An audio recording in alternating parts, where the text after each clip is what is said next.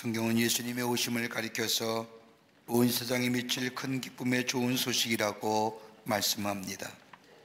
특별히 오늘 읽은 누가복음의 말씀을 가만히 읽어보면 누가복음의 저자인 누가는 복음이 무엇인가에 대하여 우리에게 말씀을 통하여 설명하고 있음을 보게 됩니다.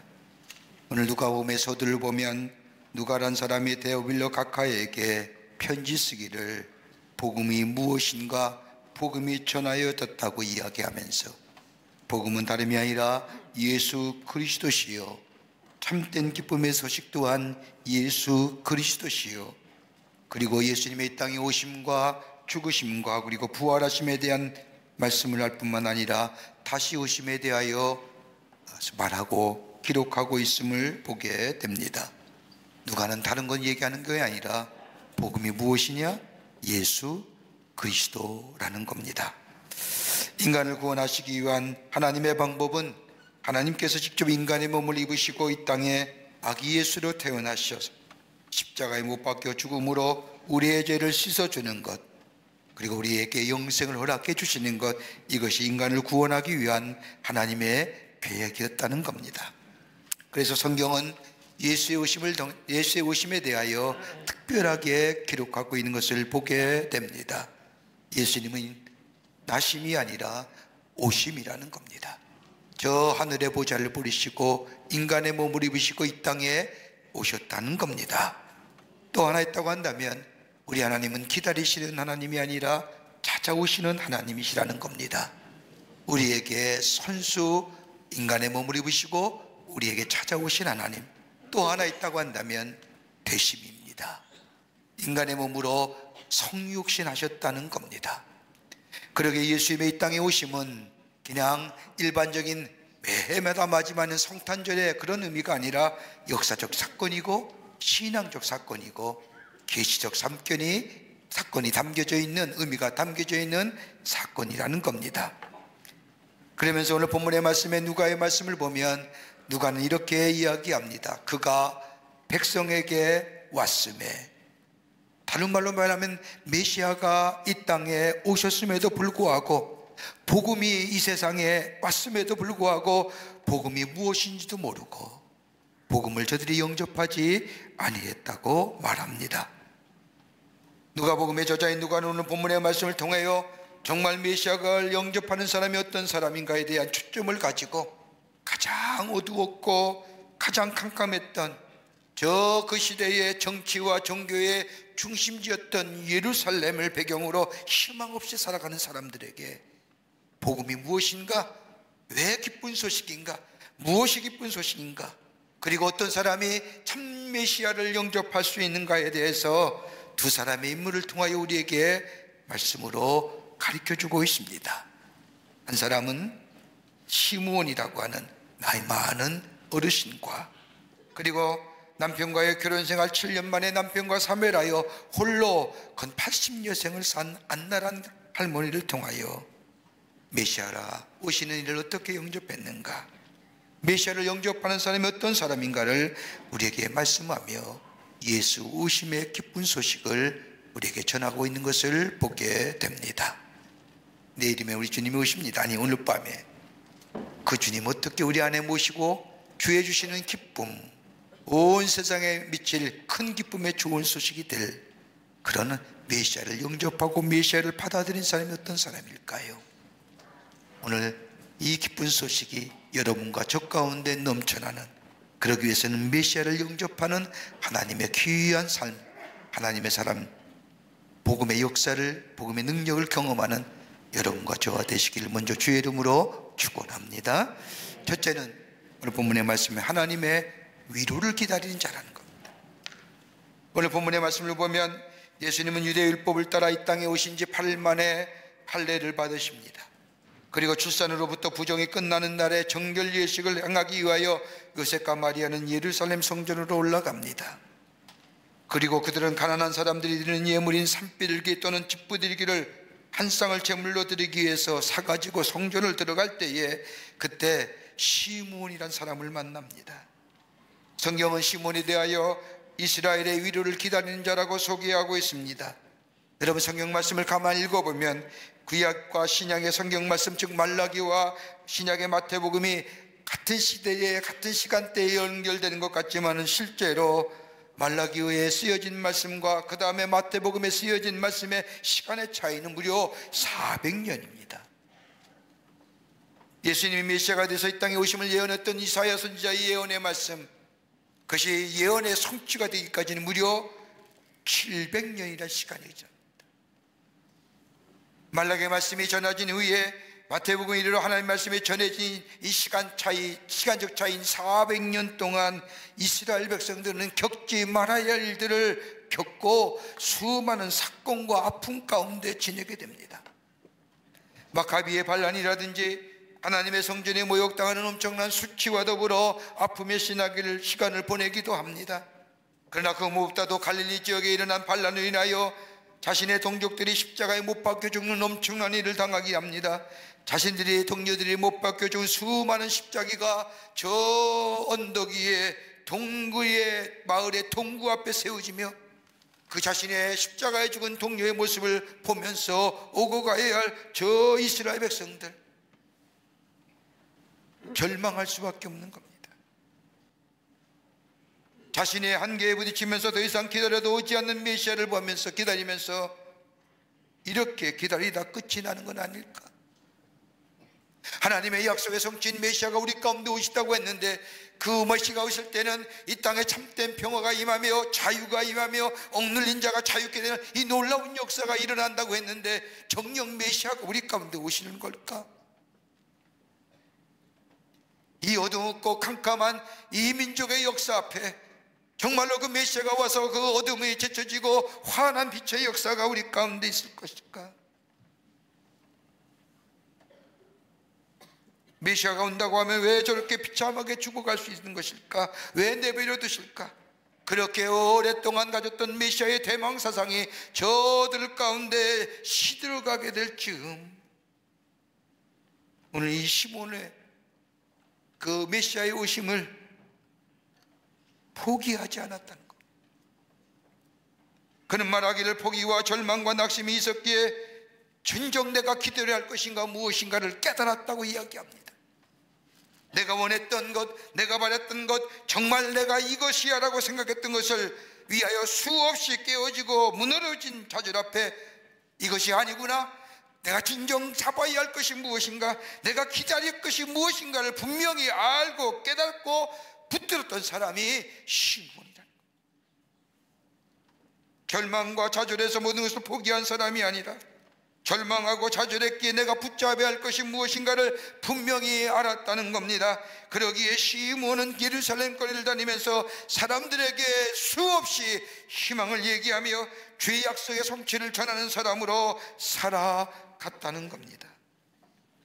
이런 기다림 속에 시몬은 정결 예식을 위해 예루살렘의 성전에 올라온 마리아와 요셉과 아기 예수님을 만납니다. 그리고 이 아기 예수를 시몬은 가슴에 품고 그 예수님을 찬양합니다. 그게 바로 누가복음 2장 29절과 32절의 말씀입니다. 주제요, 이제는 말씀하신 대로 종을 편안히 놓아주시는도다. 내는 이 주의 구원을 보았사오니 이제 만민 앞에 예비하신 것이요 이방을 비치는 빛이요 주의 백성 이스라엘의 영광이니이다 하니라. 다른 말로 말하면 지금 죽어도 여한이 없습니다. 주의 종을 편안히 가게 하옵소서라고 하는 찬양, 이 찬양은 저 라틴어의 착근을 따서 능크 디미트스라고 부르는 이 시몬의 찬양은 마리아와의 찬양과 함께 큰 감동으로 다가옵니다. 시몬의 노래는 다른 것이 아닙니다. 하나님만이 우리의 구원자이십니다. 하나님만이 우리의 소망이 되시고 하나님만이 우리에게 위로하시는 분이란 자신의 품에 안긴 아기 예수를 보면서 하나님께서 내게 구원의 복된 소식을 주셨다고 하나님을 찬양하는 겁니다. 그런데 이 시몬의 찬양을 가만히 보십시오. 시몬의 찬양은 아기 예수님을 향하여 뭐라고 얘기합니까? 주제요. 헬라어로 말하면 데스포테스라고 하는 이 단어는 황제에게만 쓰여지는 단어입니다.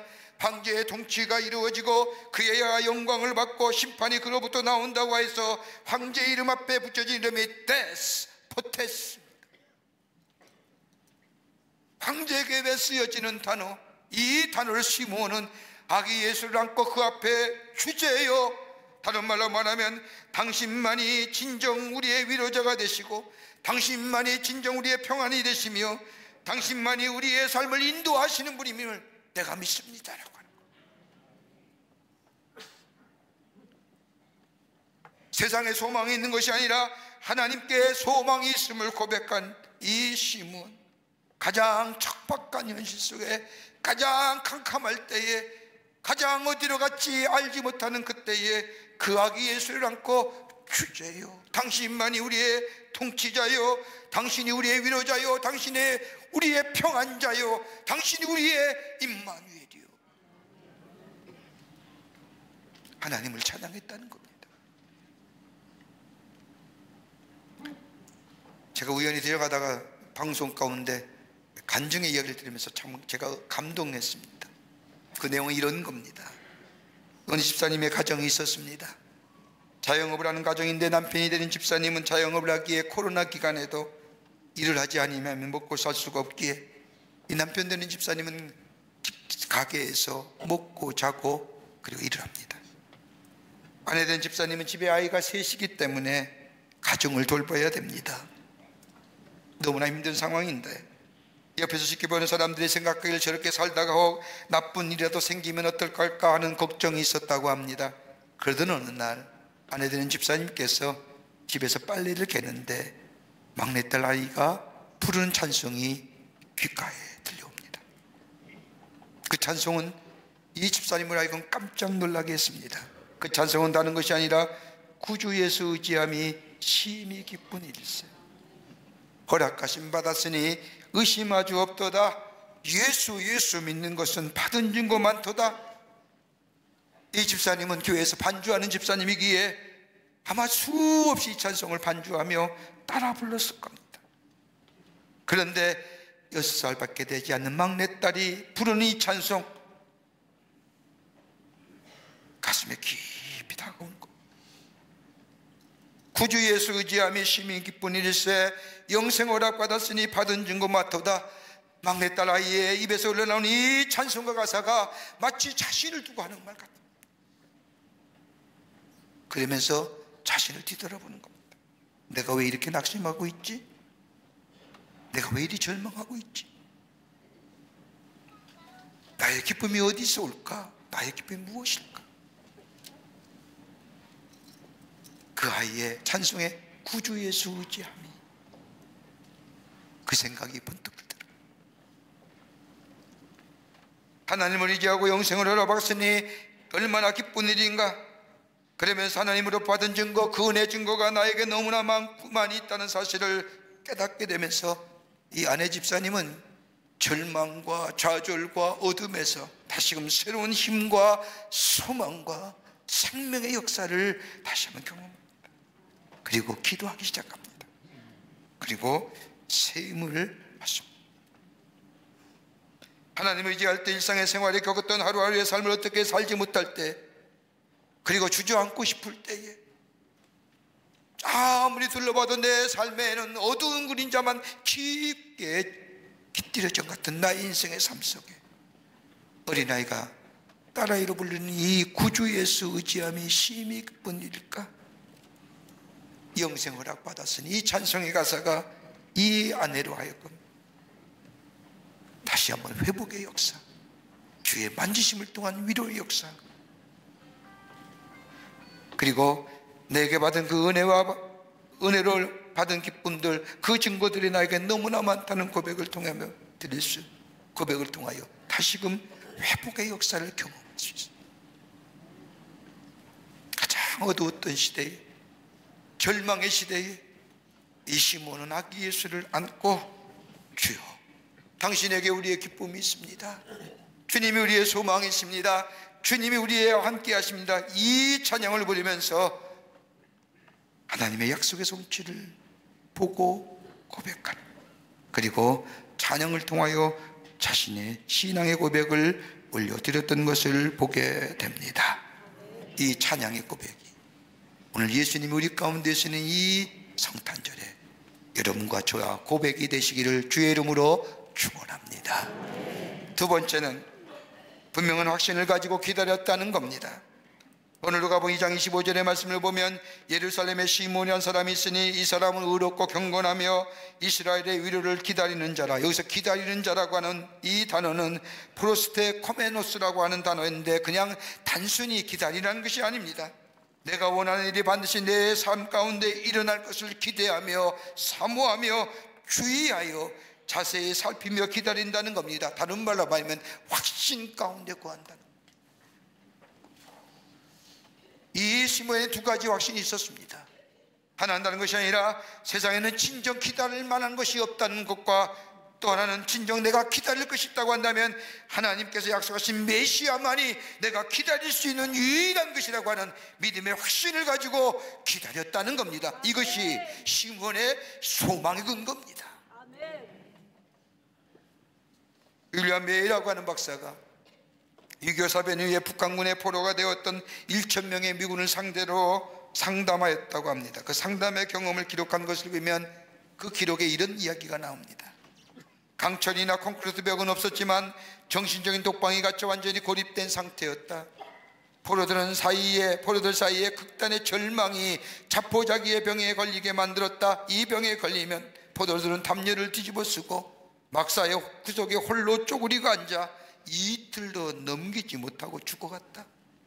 이 병은 다른 병이 아니라 미라스무스라는 병이다. 인간은 희망을 잊어버릴 때에, 아니 더 이상 희망이 없다고 느낄 때에 포기합니다. 여러분, 이 미라스무스의 병은 인간으로 하여금 저항력과 인내심을 잃어버리게 만듭니다. 이 병으로 인하여 당시에 포로의 38%가 죽어갔답니다. 좌절의 병, 포기의 병. 여러분, 인간이 희망을 갖는 게 무엇일까요? 희망을 갖게 하는 것들이 몇 가지 무엇일까요? 여러분, 희망되기 위해서는 몇 가지 것들이 있어야 되는데 하나는 신뢰가 있어야 됩니다. 믿음이 있어야 돼요.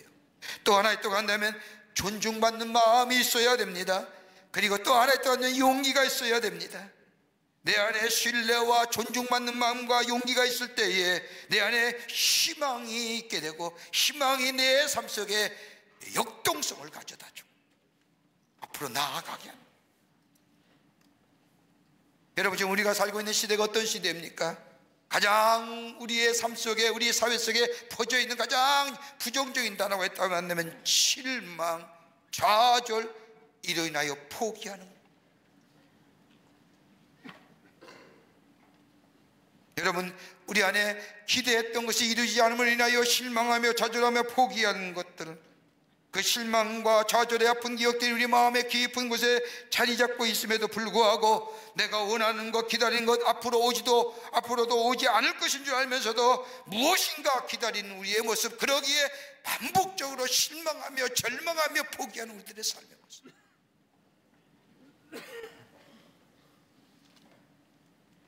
그러나 내가 진정으로 기다릴 것은 하나님밖에 없구나 하면서 눈을 들어 하나님을 바라볼 수 있다고 한다면 가장 절망의 자리에서 내게 분명한 확신과 더불어 다시 오시는, 그리고 나에게 약속하신 그 하나님의 약속을 붙들고 희망의 노래. 왜요?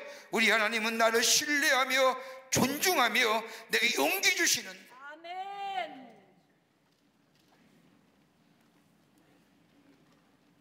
예루살렘 거리를 다니면서 절망하고 좌절의 삶 가운데 정말 붙들어야 할 것을 붙들으라고 정말 다시 오실 메시아의 주님을 바라보고 외쳤던 이 시몬 메치,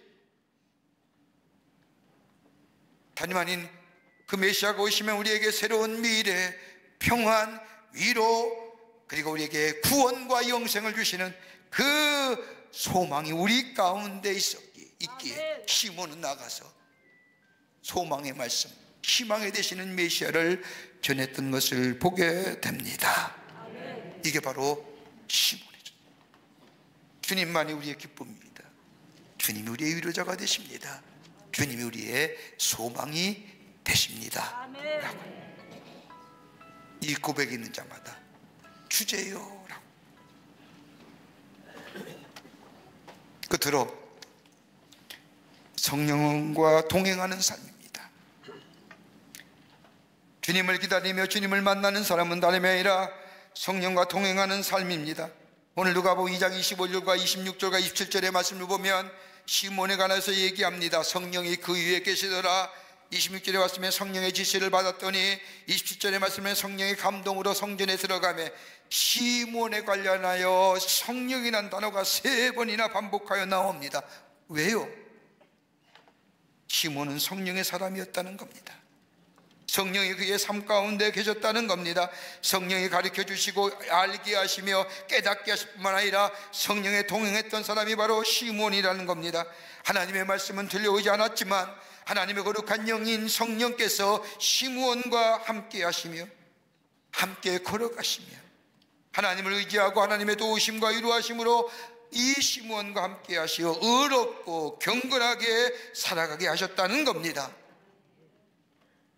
예수의 오심을 기다리게 하시고 예수께서 오시면 위로함이 넘쳐나게 될 것임을 이 성령은 시몬에게 기다리게 하셨다는 겁니다. 여러분 가만히 보십시오. 우리의 힘으로 믿음을 지켜나간다고 한다면 여러분 세상을 이기고 땅에 소망을 두는 것이 아니라 하늘에 소망을 두고 살아가는 것 좀처럼 쉬운 일이 아닙니다. 내가 스스로 믿음을 지킬 수 있다고 생각한다고 한다면 여러분 이게 쉬운 일이 아닙니다. 하늘에 소망을 두고 산다는 것. 하나님의 거룩한 영이 성령께서 우리를 도와주지 아니하면 우린 죄의 유혹에 넘어갈 수밖에 없고 세상의 염려와 근심이 우리를 넘어지게 만듭니다. 그러나 우리의 삶의 우선순위가 주님이라고 고백하게 될 때에 우리의 삶의 우선순위가 주님이라고 고백할 때에 성령이 나의 삶을 도우시고 인도하시고 보호하시고 지키실 뿐만 아니라 우리의 믿음의 자리에 넘어지지 않게 하여 주시며 우리의 믿음을 더욱더 굳건하게 지키며 하나님의 약속의 정취를 향하여 나아가는 하나님의 사람으로 인도하여 주십니다. 아멘. 여러분 성령의 도우심을 구하며 살아야 됩니다. 아멘. 여러분 성령을 도움을 구할 때에 성령이 함께할 때 오늘 시몬 어떤 일이 일어났느냐 3가지의 귀한 일들이 나옵니다. 하나는 뭐예요? 찬송하는 삶을 살아가게 합니다. 하나님이 살아계시고 그를 찾는 이들에게 상 주심을 믿는 사람들, 하나님의 존재를 인정하며 사는 사람들, 그러기에 내가 뒤돌아보면 다 하나님의 은혜였음을 고백하는 사람들, 그 입에 뭐예요? 찬송이 넘쳐나는 거예요. 아멘. 입에 찬송이 넘쳐납니까? 아니면 유행기 가사가 흥얼거립니까? 성령이 안에 계시면 내 입을 열 때마다 찬송이 넘쳐납니다. 또 하나 하나님의 거룩한 영이 임재하시어 이끄시는 삶은 내 삶 속에 행하시는 모든 일들이 하나님이 하시는 일이라 인정하며 받아들인다는 겁니다. 아멘. 그게 때로는 좋은 일이랄지라도 때로는 안타까운 일, 슬픈 일, 좌절과 절망, 때로는 큰 고통 가운데 있달지라도 성령 안에 거하는 삶은 그 일조차도 하나님이 나를 위한 행하신 일이라는 것을 믿고 받아들인다는 겁니다. 아멘. 또 하나 있다고 한다면 다른 사람을 향하여 축복하는 삶을 살다. 오늘 누가복음 2장 34절의 말씀을 보면 시몬이 그들에게 축복을 하라고 말합니다. 여러분 시몬 보십시오. 나이도 많고 힘이 없고 죽을 소망밖에 없는 이 시몬, 그럼에도 불구하고 이 시몬은 나가서 다른 사람에게 축복합니다. 그래도 우리가 다른 사람에게 복을 나누어 준다면 넉넉하고 풍성하며 마음이 넉넉할 때에 다른 사람에게 축복을 할 수 있다고 생각하지만 오늘 시몬 보십시오. 그거 가지고는 아무것도 없었습니다. 그런데 오늘 시몬 보면 다른 사람을 축복합니다. 이렇게 축복할 이유가 있었던 것은 다름이 아니라 하나님께서 자신을 축복의 근원으로 삼으셨다는 것과 더불어 복은 내가 아니라 하나님으로부터 온다는 사실을 이 시몬은 믿었기 때문입니다. 그 하나님의 축복이 나를 통하여 다른 사람에게 전하여지길 원한다는 사실을 시몬은 알았습니다. 나는 비록 어렵고 힘이 들지만 그러나 하나님께서 내 입술을 통해 내 삶을 통해 불평과 원망과 탄식이 흘러나가는 것이 아니라 나를 구원하신 하나님을 인하여 나를 통해 내리시는 하나님의 축복이 우리의 말과 우리의 삶을 통하여 다른 사람에게 흘러내려가는 삶. 이게 바로 성령이 충만한 삶. 그러기에 축복하는 겁니다. 내가 너를 축복하노라고 하는 찬송이 아니라 말과 행동이 하나님의 축복을 비는 성탄절이 되면 우리 교회는 하나님께 주신 축복을 다른 사람과 나누며 또 다른 공동체로 흘러내버립니다.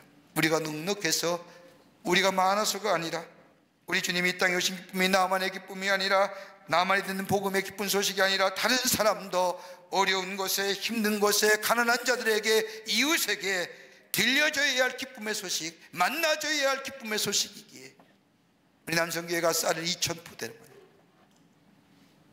여러분 슈박스에 1,300개를 만들어서 전 세계의 어린이들에게 보내고,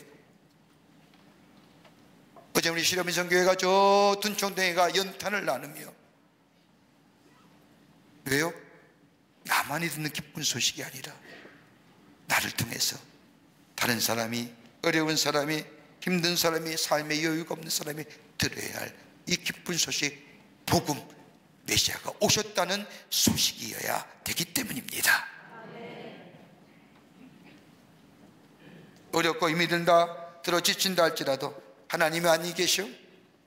하나님이 계시면 이렇게 할 수 없어서라고 원망과 불평의 언어가 우리 입에서 나오는 것이 아니라, 그 가운데서도 여전히 하나님이 함께 하심을 믿고 하나님의 인도하심을 믿으며 하나님께서 부어주실 것을 바라보며 우리의 입술이 찬양의 입술이 될 때에, 우리 입이 감사의 입술이 될 때에, 이 찬양은 살아있는 찬양이요, 생명력 있는 찬양이요, 우리 입술에 나가는 이 말이 생명의 언어가 되어 그 언어를 듣는 사람이 새롭게 소생하는 축복의 사람으로 살아가기를 원하시는 하나님이시기에, 오늘 우리에게 오늘 성령이 충만한 삶 시모에처럼 다른 사람의 축복을 비는 하나님의 사람으로 세워지기를 원하신다는 겁니다.